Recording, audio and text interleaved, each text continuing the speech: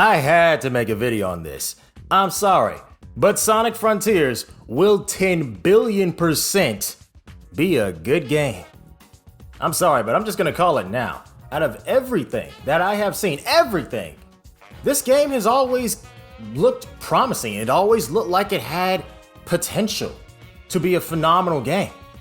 And it's only looked better over time. And I will definitely say, without a doubt, that this is a game that you should definitely get.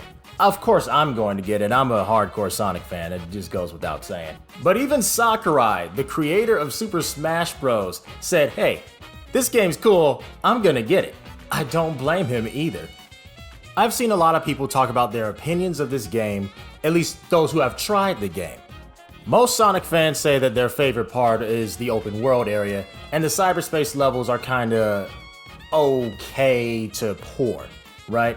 However, there are a lot of people who are not Sonic fans that do end up saying that their favorite part of the game are the cyberspace levels. Me being a very hardcore regular Sonic fan, I of course agree with the other Sonic fans that I actually think that the weakest part of the game would be the cyberspace levels. It's from what I've seen, because we have honestly seen better. We've seen better in Sonic Unleashed, we've seen better in Generations. So seeing this as it is now isn't really super impressive. But to a lot of newcomers, they will enjoy that portion, apparently. And yes, I saw that footage of Sky Rail from Sonic Adventure 2. That was actually kind of cool. I like that. So they're taking a lot from a lot of Boost games, but also the Adventure era games. They're taking the level design from those games. So that's kind of cool. A little bit lazy, but you know, it's kind of cool at the same time. But out of all these things, definitely the open world, or open zone as they like to call it, the open zone stuff is beautiful. I love it. Look, first of all, let's get started. This is by no means slow.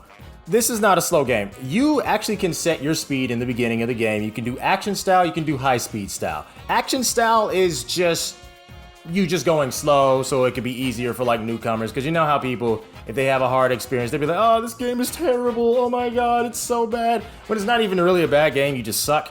But high speed style, if you want a fast Sonic game, which who doesn't, right? If you want to go fast, pick high speed style. It's fine, just go ahead and do it. It looks really good, it looks really fun, and when you collect, I believe, 400 rings, you can do this infinite boost thing where you're just automatically just going crazy. You can collect those very easily by just running around in a circle and just collecting a whole bunch of rings, so it would be a very easy thing to accomplish. But nonetheless, this game looks incredibly fun, and don't get me started on the combat. The combat looks crazy. You've never seen Sonic fight in this fashion before, and it's just, I don't know, there's something just nice about seeing Sonic just throw hands. It's just something nice about it. You don't see it often, but when you do, it's just kind of nice. But when you see it in this way, this game, its combat in a sense, it is very simplistic, but it has a lot of flashy combat, kind of like Kingdom Hearts. I said this a lot, and I don't know if this is blasphemy to a lot of people, but I said this game is a mixture of, well, of course, Sonic, but Zelda, and also Kingdom Hearts. I always say that over and over again. but they execute it quite well, and this is honestly a good format that I'm looking forward to seeing in the future. There, you got things like Phantom Rush and the little thing where I think it's called Sonic Boom Kicks or something. I forgot what it's called. I need to remember. But they have a lot of very interesting moves that you can do in a skill tree in which you can unlock all this type of stuff. These are good things. This is a great foundation for Sonic moving forward. I'm looking forward to the rest of this because, as I said before, you have the open world and you have the cyberspace levels, which are treated as like extras. So the classic, well, can I really call the boost formula classic? It's more so modern, but I guess we've been with it for so long, you can call it classic now. But the boost formula now is treated as like a little special extra side thing, which I think is a phenomenal idea. Whereas you stay with the meat and potatoes of the game, that is the open zone, the open world gameplay. When I was listening to the guy from IGN who had experienced the game and he did his preview of it before the game comes out, he mentioned that he really left the game excited to play more. But he mentioned that one of the things that he didn't too much care for were the boss fights. Now that's his opinion. It's not a universally correct thing, right? Because, take for example, Some Call Me Johnny, someone I've been following since 2008. Some Call Me Johnny had actually said that his favorite part about the combat was fighting the bosses. And there was another portion that he couldn't talk about that he liked even more, which was, let's be honest, I already know, it's the supersonic portion, right? The supersonic fights.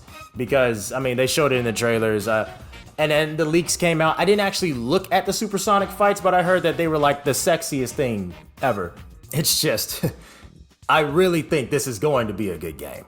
Now, I'm positive, 10 billion% sure that this is going to be a good game. I am. I am that confident on this and what Sega has done. And definitely thank Iizuka for what he's done.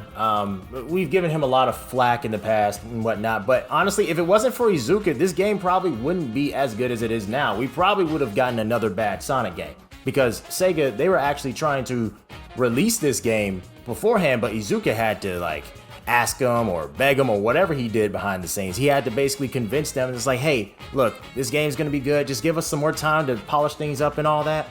And if he had not done that, we would have gotten another bad Sonic game. We would have gotten it. So definitely pay your respects to Iizuka. Iizuka has worked very hard, and you can tell that he's worked very hard on this game. And in all honesty, man, I think, I'm gonna go ahead and say it, I think this will be the Sonic Unleashed of this time. I really do. I really do, because Sonic Unleashed is one of my favorite 3D Sonic games of all time. One of. It's up there. But when Sonic Unleashed came out, it gave a lot of people a lot of hope and let them know they're like, hey, Sonic Team, they can make good games if they really, really stuck to it. They can make some good games. And it really spawned a new generation of different Sonic games. The Boost formula. I mean, the Boost formula started with Sonic Rush, and technically, if you want to get even more technical, it started with Sonic Heroes Special Stages. But Sonic Unleashed was the one that really kicked off the 3D Boost era. And we got some good games off of that. We're not talking about Forces, but we got some good games off of that. And it was a good time for a lot of Sonic fans. But now it's time that we move on to the open world Sonic games. We're still keeping the Boost stuff, and that's a smart idea, in my honest opinion. But it's time that we move on to other Sonic stuff, and I'm honestly really grateful for what Sega has done. And let me say this before I end the video. Even when this game was first shown, even when it looked like a tech demo, I looked at it and I was like, I like this game. Even when it didn't look good, I liked it, because, like, here's the thing. I saw the potential and the promise of this. I was like, hey, if you, polish this up and, fix these things and the animation and all that, you could have a really, really sexy game on your hands. You really can, Sega. You really, really can. But in all seriousness, though, this game, I'm looking forward to it. I really, truly am. And I recommend that people definitely pick up this game. And another thing to mention is that the story seems like it's going to be very, very well done. It is written by the one and only Ian Flynn. You have to respect that. You have no choice but to at this point in life. I'm sorry. So to recap, essentially I think that this game will have great story, great sense of speed, great combat, especially the combat. Honestly, that's one of the big things that I'm really looking forward to is the combat. But great combat. Cyberspace levels may be okay-ish to good. And from a veteran's perspective, it seems like it's going to be more so on the weakest thing for a veteran. But for a newcomer, you may enjoy it a lot. But I do think there is some good fun to be had here as well.